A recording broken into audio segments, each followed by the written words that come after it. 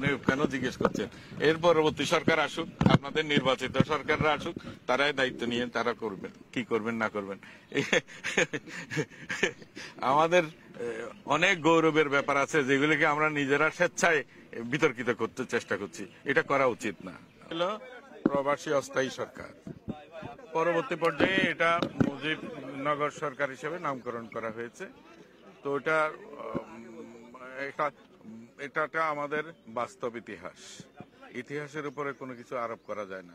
ইতিহাস ইতিহাসেই। আমরা কি গতকালে ফেরত যেতে পারবো না, এটাও তো অতীত হয়ে গেছে। এটা আমাদের অত্যন্ত গৌরব এবং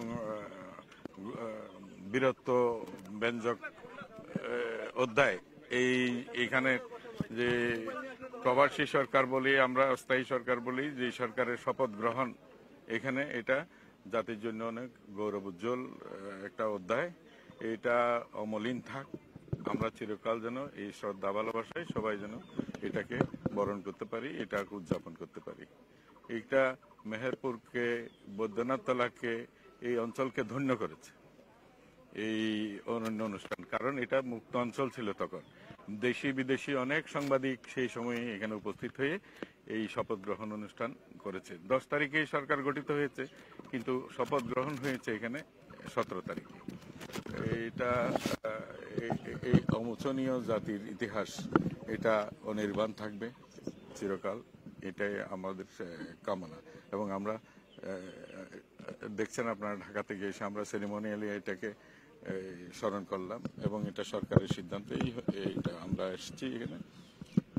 এটা আমরা মনে করি যে জাতির ইতিহাস কোনো কিছু আরোপণ ছাড়া যেন আমরা সবাই মিলে যেন সম্মিলিতভাবে উদযাপন করতে পারি। সাংবিধানিক তো তখন হয়েছেই, নিশ্চয়ই এখানে যারা নির্বাচিত, তখনকার নির্বাচিত যে আমাদের নেতৃবৃন্দরা ছিলেন, তারাই তো এই সরকার গঠন করেছে।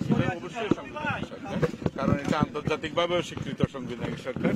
এটা আমাদের মুক্তিযুদ্ধকে সুসংগঠিত করেছে, মুক্তিযুদ্ধকে পরিচালিত করেছে এবং আন্তর্জাতিক বিশ্বের সাথেও সংযোগ স্থাপন করেছে। এখন একটু দেখে যাব এই যে কি পর্যায়ে ক্ষতিগ্রস্ত হয়েছে। নিশ্চয়ই এটা পুনর্নির্মাণ হবে, কারণ জাতির ইতিহাস তো অমোচনীয় থাকা উচিত। এটা আমরা ইতিমধ্যে নিয়েছি, কারণ বিষয়টা আমাদের জন্য গ্লানিকর।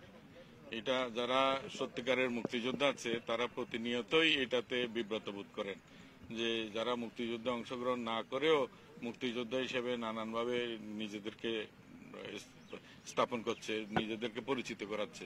তো এই ক্ষেত্রে আমরা অনেক উদ্যোগ ইতিমধ্যেই গ্রহণ করেছি। কিছু বিষয় আছে আদালতের রায়ের অপেক্ষায় আছে, আমরা আদালতে আমরা কন্টেস্ট করছি। অনেক কটা মামলা আছে, প্রায় 2700-এর উপরে মামলা আছে, বিভিন্ন রকমের রিট মামলা, এই সংক্রান্ত মামলা, এগুলি নিষ্পত্তির প্রয়োজন আছে। আমরা একই ধরনের যে সমস্ত মামলা, সব মামলাকে একসাথে করে আমরা চেষ্টা করছি যাতে এগুলি আদালতের একটা রায় পাওয়া যায়। এইটার গিরে এটাকে আগে কি পর্যায়ে আছে আমার একটু দেখি। আজকে তো প্রথম আসলাম, আমি একটু ঘুরে দেখবো এখন, দেখার পর এখানে কোন কোন জায়গায় কি কি সংশোধন করার লাগবে এটা করা হবে।